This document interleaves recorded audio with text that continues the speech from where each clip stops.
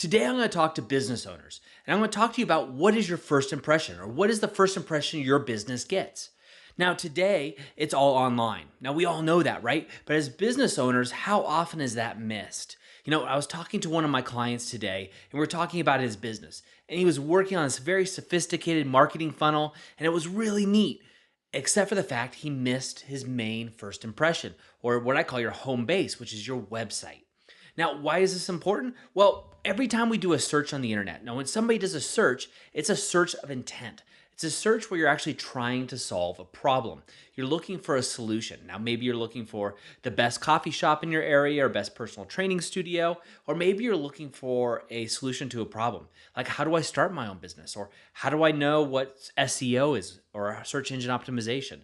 There's all kinds of questions people ask. And so when doing this as a business owner, your first impression or your home base is going to be your website.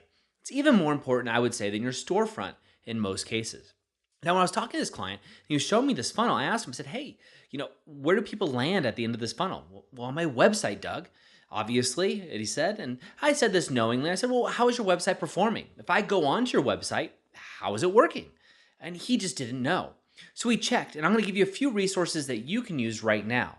Now, if you don't own your own business, what I'd recommend is going and checking this out with the company you work for. If you have an employee, and just check it out and maybe show somebody in the IT department or somebody at the C-suite level. The business owner is always a good idea. But a couple things you can do.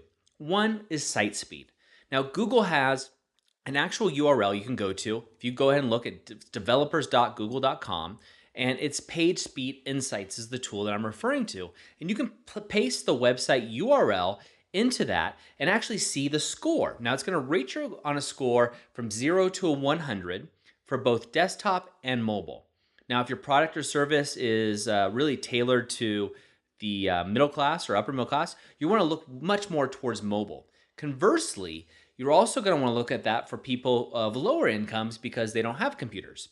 So it's kind of the lower middle class that's mostly going to be using laptops or students, depending. But again, this is all shifting, and we're seeing search engine optimization or Google and Bing really diving into page speed. So if you got a score below 80, that's something you want to change right away and hire a professional to help you do that.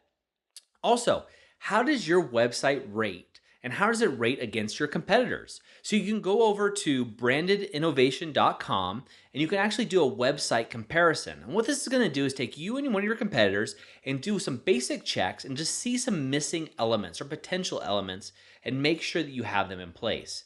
Now, if you have them in place, great, you get a gold little badge. And if you don't, you're going to get a red mark. And this will allow you to see exactly where you stand on a very basic level with some of the key elements of search engine optimization. Now, it's also going to show you the same with one of your competitors and also what your rankings might be. Now, this is very, very important.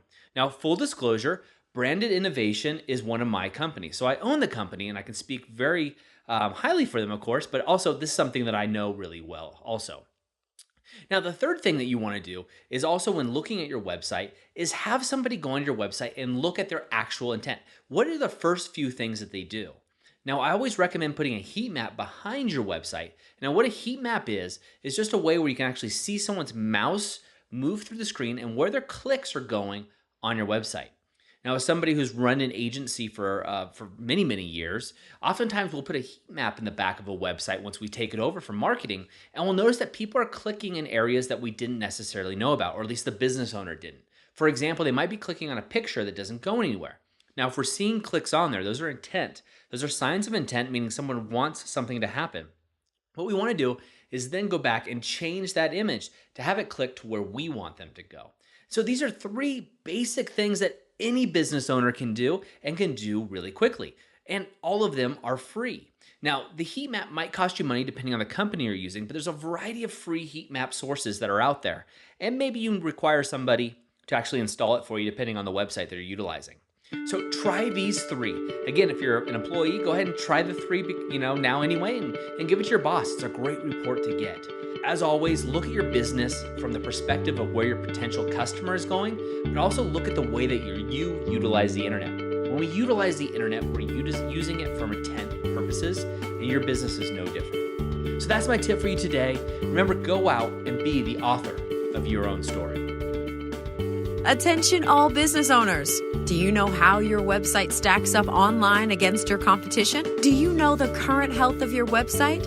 Your business is a huge part of your life, and we want to help you succeed as much as possible. Get a free online marketing health report by going to authorofyourownstory.com/business-gift. And don't forget to be the author of your own story.